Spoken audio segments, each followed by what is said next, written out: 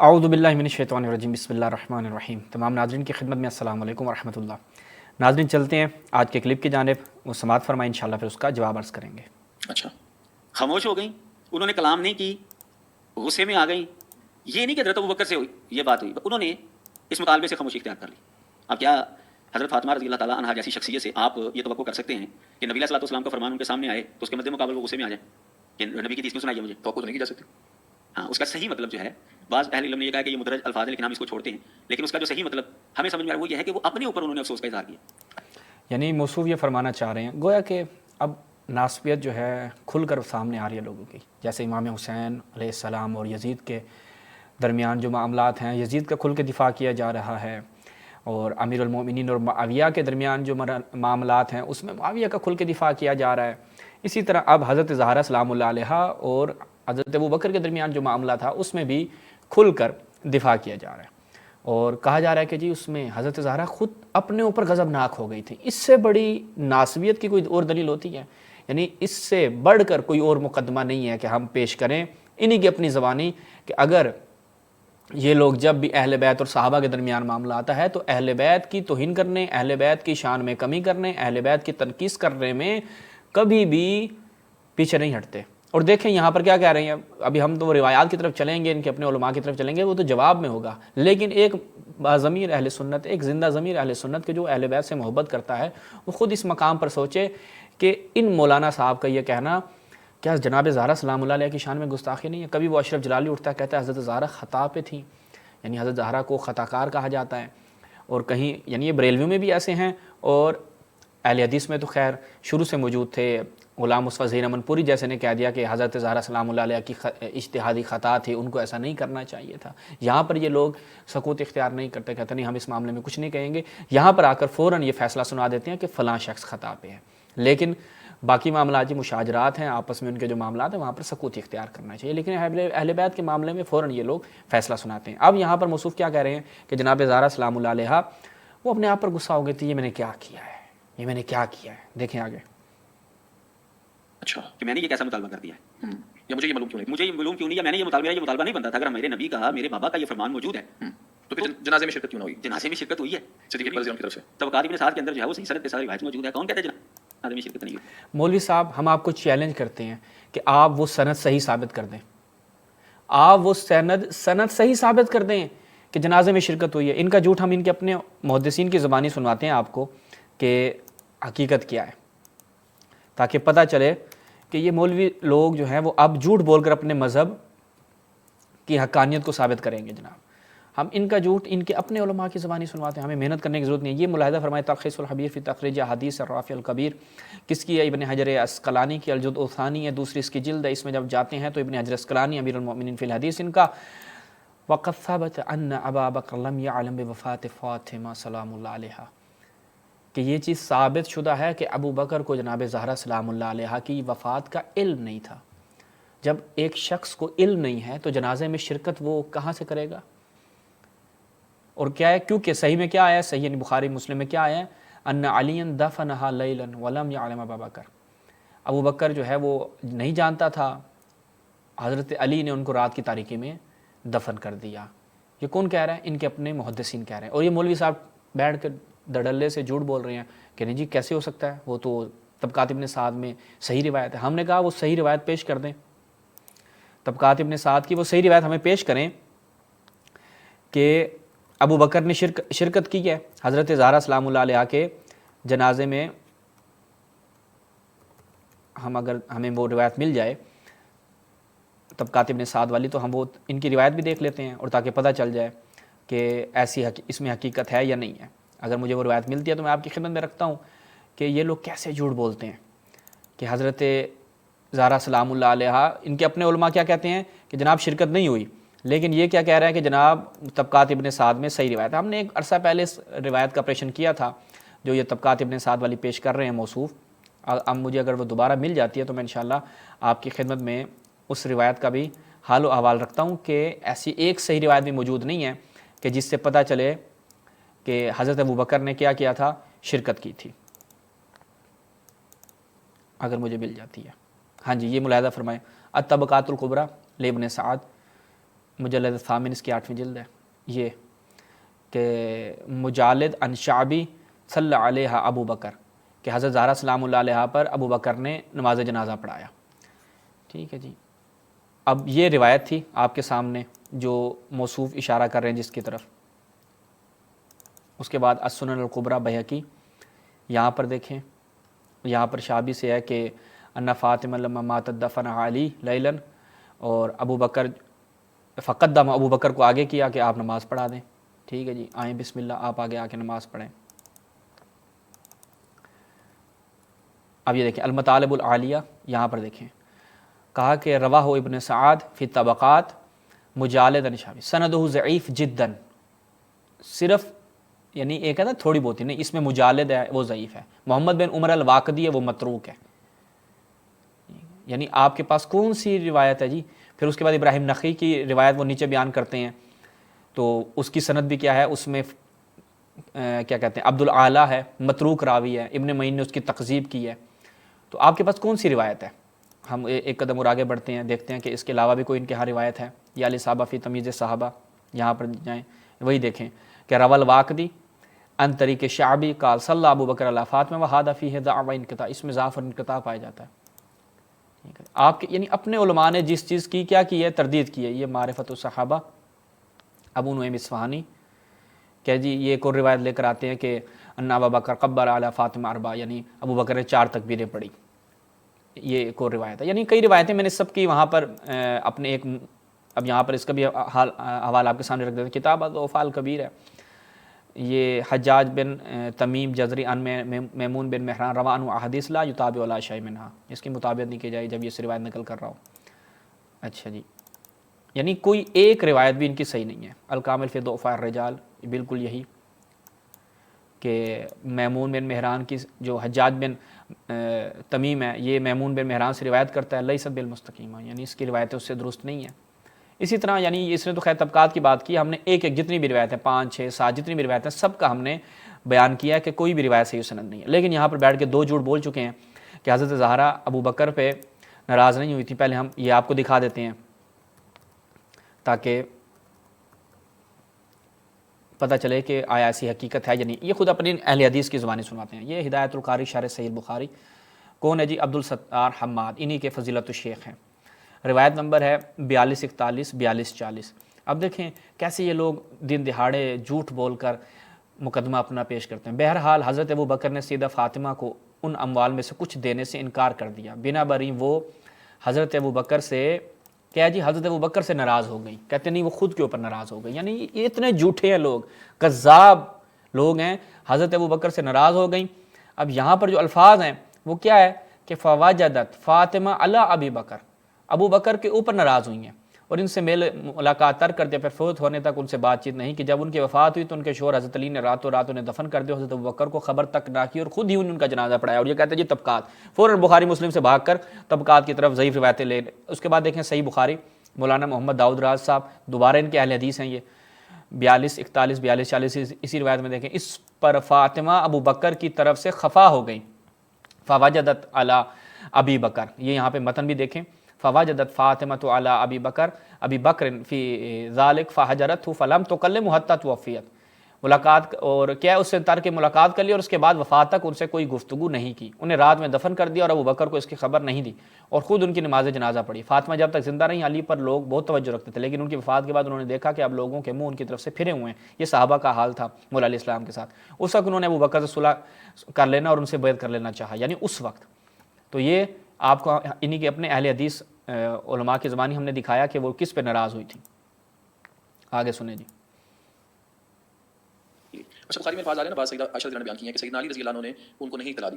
تو اس کی بھی یہ معنی بھی اس کا کیا جا سکتا ہے کہ سیدنا علی نے اطلاع نہیں دی، خود سیدنا علی کی زوجہ، خود سیدنا ابوبکر صدیق کی زوجہ اسماء بنت عمیس غسل دینے وہ والی. غسل دینے والوں میں شامل ہیں. تو کیا انہوں نے اپنے خامد کو نہیں بتایا ہوگا کہ وہ فوت ہو گئی ہیں اور ان کا جنازہ ہے؟ بالکل ایسے ہی. اور جب زیادہ سے زیادہ یہ کہہ سکتے ہیں کہ حضرت عائشہ رضی اللہ تعالیٰ عنہا کو علم نہیں ہو سکا کہ حضرت ابوبکر جو ہے ان تک اطلاع پہنچی ہے یا نہیں پہنچی، یا دوسری توجیہ وہی ہے جو آپ کر رہے ہیں کہ حضرت علی نے ان کو اطلاع نہیں دی اور انہوں نے اطلاع دی. اور یہ جو بات ہے کہ ان کی وصیت وغیرہ تھی، یہ کوئی نہیں، یہ تو ایسی فضول بات نہیں گپ لگی ہے. یہ سوال اس میں بھی. اچھا جی، کہتے ہیں جو ان کی وصیت تھی، آیا یہ اس میں کوئی بات درست ہے یا نہیں ہے؟ یہ بھی ہم دیکھ لیتے ہیں کہ حضرت زہرا سلام اللہ علیہ نے وصیت کی تھی کہ یہ لوگ میرے جنازے میں شرکت نہ کریں. ہم اگر میں وہ روایت ڈھونڈ لوں آپ کے لیے، اور ہم نے کئی دفعہ یہ آپ کے سامنے بیان کیا ہے کہ حضرت زہرا سلام اللہ علیہا نے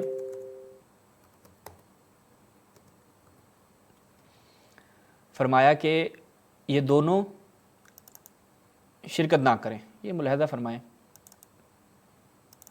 یہ مصنف عبدالرزاق صنعانی کہتے ہیں یہ بھی جھوٹ ہے.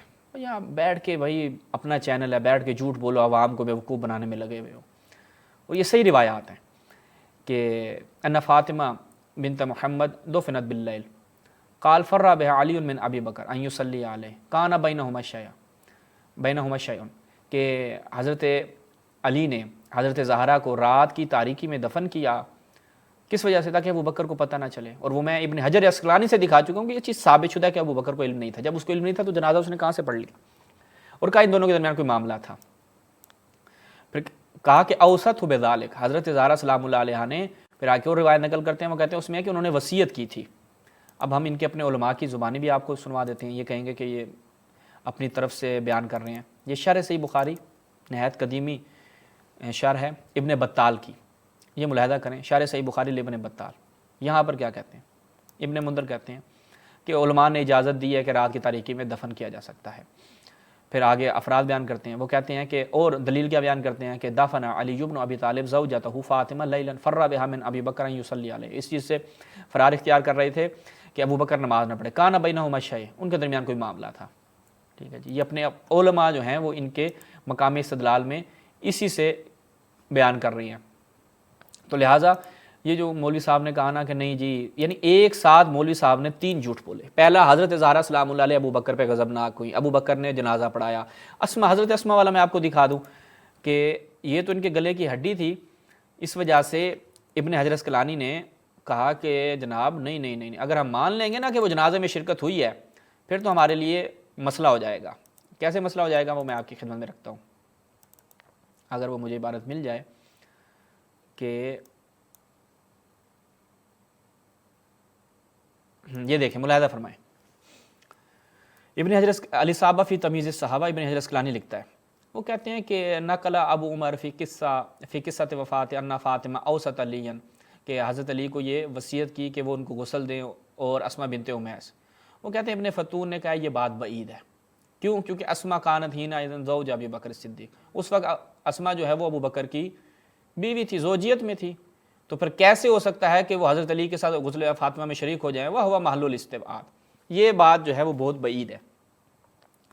اچھا، اس کے بعد یعنی یہ چیز ابن حجر کہتا ہے نہیں، قابل ہضم نہیں ہے، یہ تو ہمارے گلے کی ہڈی ہے، ہم مان ہی نہیں سکتے.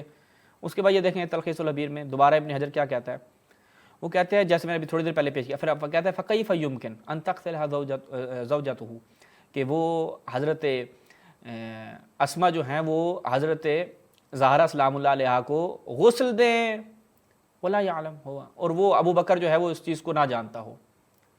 پھر آگے کہتے ہیں کہ اس کی بڑی مزاحیہ سی عجیب و غریب تعویل کرتا ہے کہ یہاں پر ممکن ہے یہ جواب دیا جائے کہ حضرت علی کو گمان یہ تھا کہ ابو بکر خود آ جائے گا، اور ابو بکر کو یہ تھا کہ حضرت علی مجھے بلائیں گے.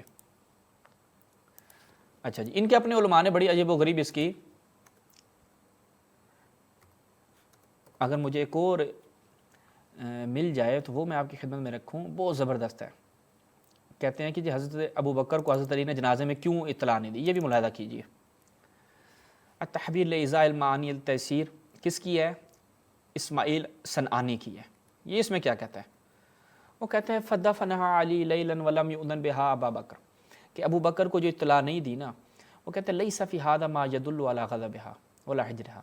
وہ کہتے ہیں اس میں ایسی کوئی چیز نہیں ہے کہ وہ غضبناک ہو گئی ابو بکر پہ یا اس سے ترک کلام کر دیا. کیوں؟ کیونکہ اس وجہ سے حضرت علی نے، یعنی جو حضرت علی تھے جو ان کو دفن کرنے والے تھے، رات کے وقت دفن کیا، وہ اس لیے فقارہ علی ایقاظ ابی بکر من نومہا، حضرت علی نے کراہت اختیار کی کہ ابو بکر کو نیند سے جگائیں. ابو بکر سو رہا ہے، سونے کا ٹائم ہے، رات کے وقت تو دفن کیا جا رہا ہے.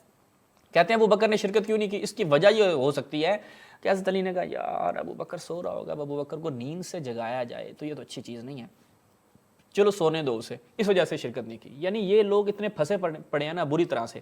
بس کیا کرتے ہیں، ایک شاخ سے دوسری شاخ، دوسری شاخ سے تیسری شاخ، جھوٹ پہ جھوٹ بولی جاؤ، کوئی مسئلہ نہیں ہے بھائی، اہل حدیث مکتب ہے، جھوٹ کا مکتب ہے، بولی جاؤ۔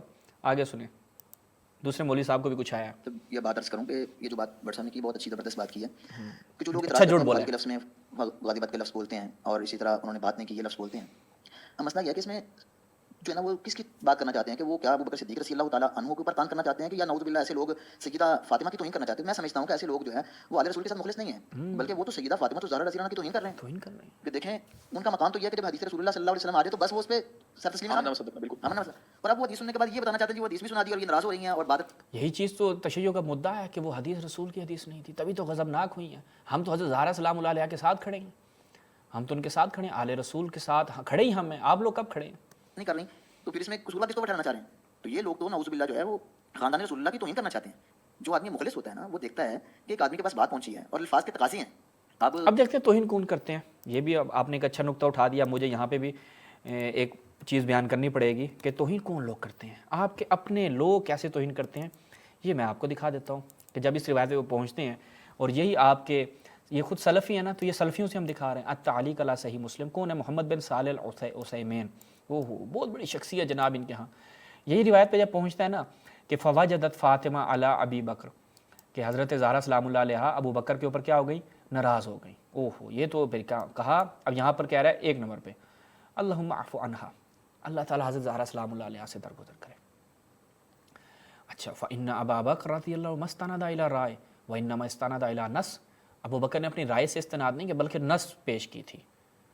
حضرت زہرا کو کیا چاہیے تھا؟ قبول کر لیتی اس کو کہ لا نورث ما ترکنا صدقہ ولكن عند المخاصمہ لا يبقى للانسان عقل يدرك به ما يقول او ما يفعل، کہ اس کو پتہ نہیں چلتا یا وما يفعل او ما يتصرف فيه، کہ مخاصمہ جب انسان جھگڑا کرتا ہے نا تو اس کی انسان کی عقل باقی نہیں رہتی، اس کو نہیں پتہ چلتا وہ کیا کہہ رہا ہے کیا کر رہا ہے، اس کو معاملات کا پتہ نہیں چلتا۔ یہ حضرت زہرا آل رسول کے ساتھ مخلص ہیں میرے سنی بھائیوں، یہ اہل سنت کے، یہ اہل حدیث، یہ سلفی مذہب، یہ آل رسول کے ساتھ مخلص ہے۔ وہ غلام مصطفیٰ ظہیر منپوری کہتا ہے زہرا کی خطا اجتہادی تھی، وہ حضرت زہرا کی کیا تھی؟ خطا اجتہادی۔ اگر وہ بھی مجھے مل جائے تو وہ مطلب میں آپ کی خدمت میں، مجھے اگر وہ مل جائے تو میں آپ کی خدمت بیان کروں کہ امن پوری کہتا ہے کہ جی حضرت زہرا سلام اللہ علیہا کی خطا اجتہادی تھی، اگر وہ مجھے مل جاتا ہے۔ تو یہ لوگ کیا کہتے ہیں؟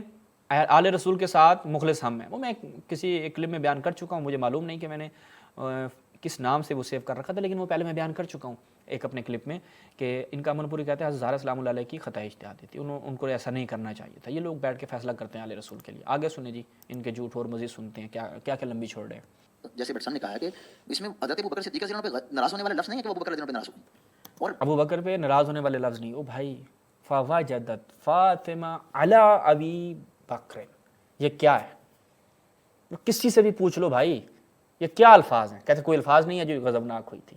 اچھا وہ الفاظ ہیں کہ فغضبت یا فوجدت علی نفسها، جو تم کہہ رہے وہ الفاظ دکھا دو، یعنی وہ الفاظ تو نہیں ہیں، وہ تو ہم دکھا چکے ہیں کہ تم لوگ جھوٹ بول رہے ہو۔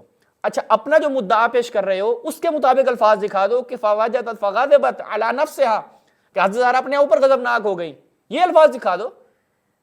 وہ کس قدر جھوٹے ہو تم لوگ، حیرت ہے مجھے، ناس بھی کہیں کے۔ آگے سنیں۔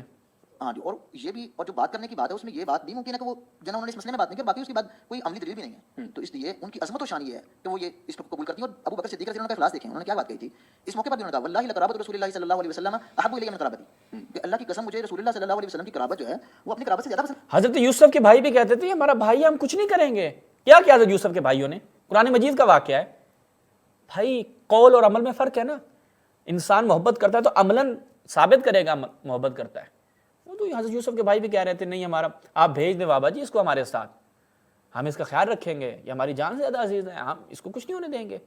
اور اسی کے ساتھ کرنے والے تمہارے کون تھے؟ وہ جس طرح حضرت یوسف کے بھائی وہ بھی ایک تمہارے یعنی صحابہ کی طرح ہی تھے۔ انہوں نے پھر کیا کیا؟ یہ بات انہوں نے اس موقع پر بھی کہی، اور انہوں نے ریزن کیا رکھی کہ وہ کیوں نہیں جو ہے نا وہ ان کی سپرداری کر رہے یا کوئی کیوں نہیں۔ انہوں نے کہا کہ میں ڈرتا ہوں اس بات سے کہ اگر ان ترکت شیئا من امر رسول اللہ صلی اللہ علیہ وسلم، کہ میں اللہ کے نبی صلی اللہ علیہ وسلم کے معاملے میں سے بات کو ترک کر دوں گا تو میں تو سیدھی راہ سے ہٹ جاؤں گا، اور میں اللہ کے پیغمبر صلی اللہ علیہ وسلم کے معاملے کو تبدیل نہیں کرنا چاہتا۔ تو ان کا خلوص کیا ہے کہ رسول اللہ صلی اللہ علیہ وسلم کی کمال تابعداری، کہ جس طرح اللہ کے پیغمبر نے عمل کیا آپ صلی اللہ علیہ وسلم کے عمل کے مطابق ہی میں عمل کروں گا. رسول اللہ صلی اللہ علیہ وسلم اپنی ذاتی ملکیت میں اس اراضی کو نہیں لائے، اس کی حیثیت مسلمانوں کی ملکیت کی رکھی، اور جو جو اس کی پیداوار تھی اس سے اہل بیت اور اپنے گھرانے کو دیتے رہے. اور جو ہے نا اس میں معاملہ اللہ کے نبی صلی اللہ علیہ وسلم نے کیا وہی معاملہ انہوں نے کیا ابو بکر صدیق رضی اللہ عنہ نے. اس لیے اس بات پہ تو شان فاطمہ رضی اللہ عنہ یہ ہے کہ انہوں نے تسلیم کر لیا اس بات کو، اس پہ بات نہیں کی. اہل تشیع کی کتب کیا کہتی ہیں سیدہ فاطمہ رضی اللہ عنہ کا رد عمل کیا تھا؟ میں تھوڑی سی اس میں تھوڑا سا اضافہ کر دوں کہ یہ اصل میں جو ہے نا وہ بالفاظ دیگر سیدہ کی توہین کر رہے ہیں. اس کی ایک یہ بھی دلیل بنتی ہے کہ نبی علیہ الصلوۃ والسلام نے فرمایا کوئی بھی مسلمان دوسرے مسلمان سے 3 دن سے زیادہ ناراض نہیں رہ سکتا. تو اگر وہ ناراض ہی گئی ہیں دنیا سے تو 6 مہینے تو زندہ رہی ہیں وہ. تو نبی علیہ السلام کے اس فرمان کی بھی مخالفت کی انہوں نے. جی مخالفت کی. ہم اس کا بھی آپ کی خدمت میں رکھ دیتے ہیں کہ 3 دن سے زیادہ ناراض نہیں رہ سکتی. اس میں آپ نے ڈنڈی ماری ہے. 3 دن سے زیادہ میں آپ کی خدمت میں رکھتا ہوں کہ اس میں اصل وجہ کیا ہے. یہ ملاحظہ فرمائیں آپ ہی علماء کی زبانی. ہدایت القاری شرح صحیح بخاری یہاں پر قطع تعلقی کا بیان ہے. جی کہتے ہیں کہ نبی کریم کا ارشاد گرامیہ کسی مسلمان کے لیے جائز نہیں وہ اپنے بھائی سے 3 دن سے زیادہ قطع تعلق رکھے. کہتے ہیں یہاں پر جو ہجرت سے مراد ملاقات کے وقت سلام و کلام کا ترک کرنا ہے. یہ اس وقت باعث مذمت ہے جب ترک ملاقات دنیاوی جھگڑوں اور ذاتی معاملات کی وجہ سے ہو. اچھا لیکن اس عنوان کے ساتھ امام بخاری نے جائز قطع تعلق کی صورت بیان کیا کہ اگر اللہ تعالیٰ کی نافرمانی کا مرتکب ہے تو اس سے بائیکاٹ کرنا جائز ہے. یعنی جو اللہ کی نافرمانی کر رہا ہو، یعنی کسی کا حق ہو، حق کھا رہا ہو، اس کا خدا کی نافرمانی کر رہا ہو تو اس وقت ترک کلام کرنا جائز ہے. آگے دیکھیں پھر کہتے ہیں اس حدیث سے معلوم ہوا آپ کے عبد الستار حماد صاحب کیا کہتے ہیں ہوا کہ کسی طبی امر کی وجہ سے ناراضی کی جا سکتی ہے. جیسا کہ حضرت عائشہ بعض اوقات رسول اللہ سے خفا ہو جاتی تھی اور آپ کا غصہ صرف طبی غیرت کی وجہ سے ہوتا تھا جو عورتوں کے لیے معاف ہے کیونکہ یہ غیرت خاوند سے زیادہ پیار محبت کی بنیاد پر ہے. جب کسی طبی امر کی بنا پر ناراضگی کی جا سکتی ہے تو مخالف شر کام واضح ابو بکر نے مخالف شر کام کیا. شریعت کیا کہتی ہے کہ جو جس کا حق ہے اس کو دو. حضرت زہرا سلام اللہ کا حق علیہا کا حق تھا، ابو بکر نے نہیں دیا. واضح چیز ہے. حضرت زہرا نے نبی کے فرامین کی مخالفت نہیں کی بلکہ عیناً رسول اللہ کی احادیث پہ عمل کیا ہے، دین پر عمل کیا، شریعت پہ عمل کیا. کہا مخالف شر کام پر بات طریق اولا جائز ہے. مخالف شریعت کام اگر زیادہ سنگین ہے تو بائیکاٹ اور ناراضی بھی زیادہ ہونی چاہیے جیسا کہ رسول اللہ نے حضرت کعب بن مالک سے 50 رات تک قطع تعلق کیا. تو سنگین ہونی چاہیے. پہ حضرت زہرا سلام اللہ علیہ نے اس وجہ سے کلام نہیں کیا اس کے ساتھ. اور یہ ملاحظہ کریں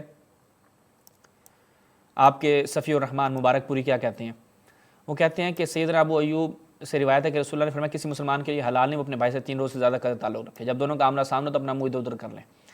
کہتے ہیں جی دینی ناراضی تو عین اس حدیث سے معلوم ہوتا ہے کہ اگر 2 مسلمان بھائیوں کی ناراضی ذاتی نوعیت کی معاملات کی وجہ سے ہو تو اس صورت میں 3 روز سے زیادہ ناراض رہنا جائز نہیں. لیکن اگر ناراضی کی وجہ دینی معاملہ ہو تو اس کے لیے غالباً کوئی حد نہیں ہے. دینی ناراضی تو عین ایمان کی علامت ہے.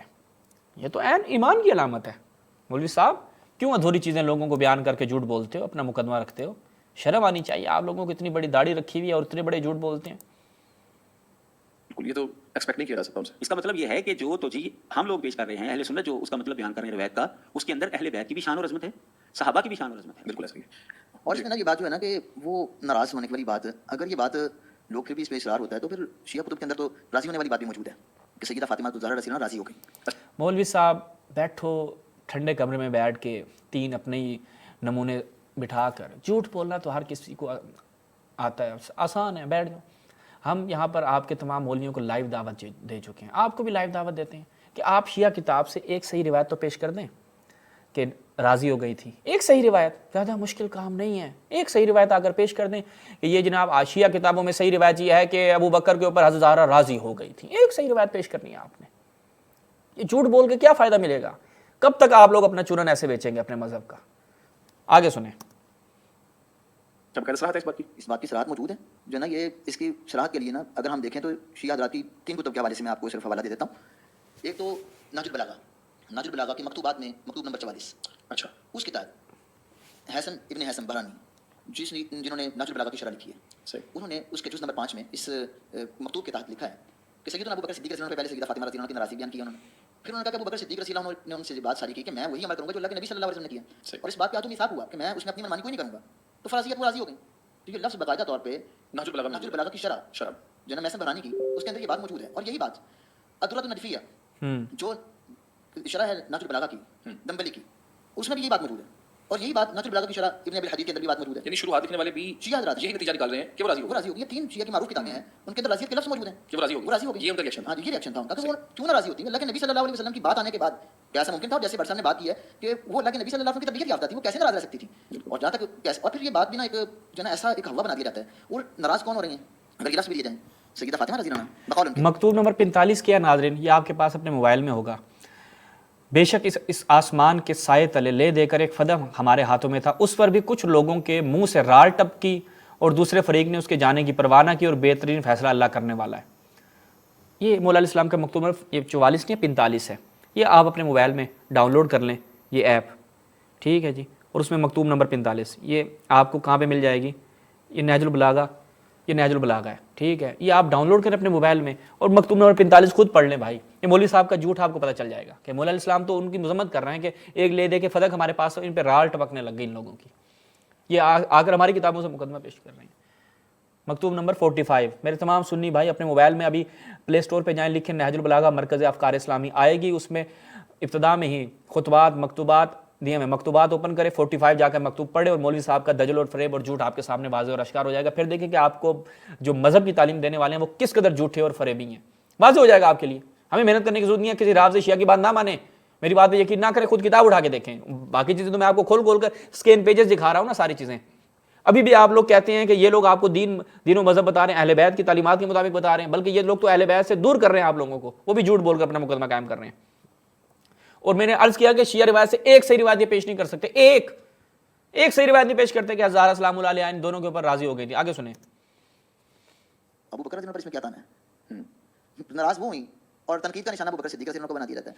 अगर कह जी उन्होंने नाराज किया, उन्होंने क्या नाराज किया, रसूलुल्लाह सल्लल्लाहु अलैहि वसल्लम किया। नाराज वो हुई, अबू बकर पे तान किया जाता है। अल्लाह ये अहले बैत से मुखलिस है भाई, अभी ये मुखलिस हैं। अभी ये नहीं ज़हरा अबू बकर पे नाराज हो रही हैं, कहते अबू बकर पे तान क्यों कर रहे हो, ज़हरा पे करो, क्या बात है। ये सुनाइए तो हदीस सुनाना कोई किसी को नौज़ुबिल्लाह कोई गलत बात कहना है, तो फिर तो इसलिए लोगों को समझना चाहिए कि एक है गाज़िबत का लफ्ज़ और एक है फ़अग़ज़बत फ़अग़ज़बत। एक है वो नाराज़ की गई, एक है नाराज़ हो गई। अगर वो नाराज़ हुई है तो इसमें अबू बकर सिद्दीक़ रज़ी अल्लाह का तो कोई कसूर नहीं है। हाँ, फ़वजद अला अबी बकरिन, ये इसमें कोई कसूर नहीं है। ये इन लोगों की इल्मी काबिलियत है भाई। ये नहद टीवी है, नहद टीवी आप लोगों को अवेयरनेस दे रहा है, क्या बात है। और ये कहीं भी नहीं है कि अबू बकर रज़ी अल्लाह ने नाराज़ किया, ये किसी हदीस में लफ्ज़ नहीं है। सही।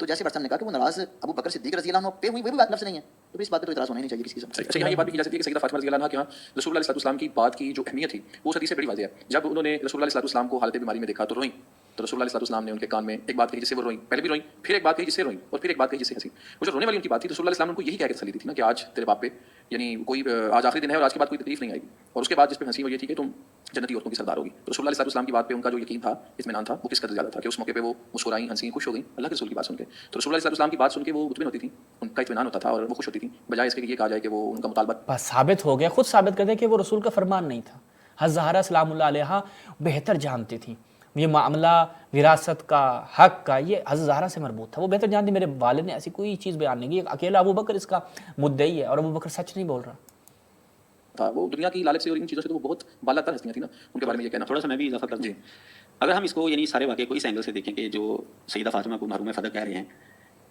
क्या वो ये बताना चाह रहे हैं कि सैयदा फातिमा लालची खातून थी? यानी अपने हक का अगर कोई मुतालबा करता है वो लालची होता है भाई। यानी आप देखें, खुद देखें कि अगर कोई इंसान अपने हक का मुतालबा करे और वो चीज़ उसका हक हो, अगर वो उसका मुतालबा करेगा वो लालची होगा।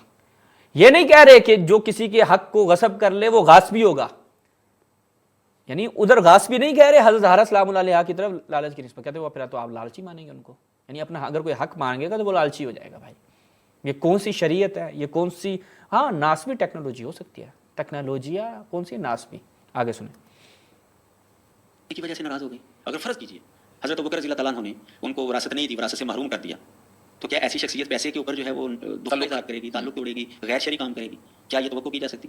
पैसे के ऊपर नबी सल्लल्लाहु अलैहि वसल्लम का घराना पैसे के ऊपर ऐसा करे, ये कैसे मुमकिन है? और फिर जो आप साहब ने शिया कुतुब का हवाला दिया कि अगर बिलफर्ज हम तस्लीम कर भी लें कि वो हज़रत अबू बकर से नाराज़ हुई थी, अगर उनका मफ़हूम ले भी लें तो उनकी किताबों में लिखा है कि वो राज़ी हो गई थी।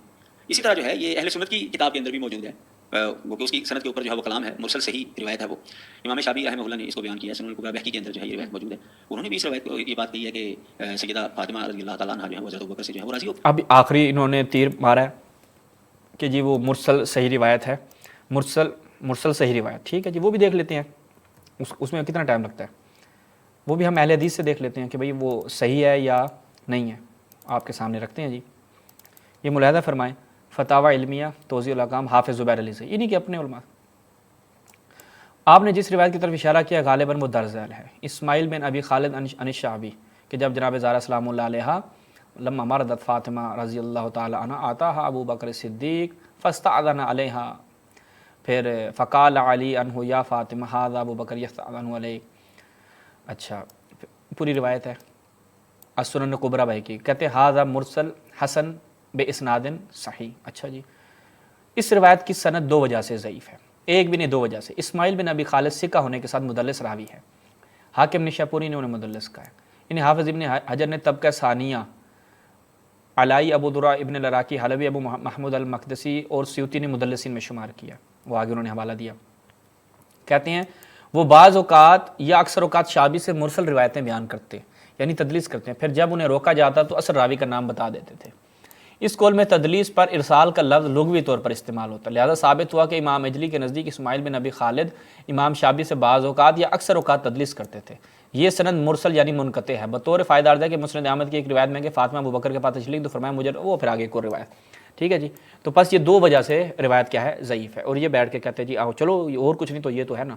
تو اسی کے ساتھ ہم نے ان کے ایک ایک جھوٹ کا مکمل 11 منٹ کا جو کلپ تھا آپ کے سامنے رکھا، ان کی ناسبت آپ کے سامنے بیان کی اور مقدمہ نہایت واضح طور پر آپ کی خدمت بیان کیا۔ اسی کے ساتھ اجازت چاہتے ہیں، السلام علیکم ورحمۃ اللہ۔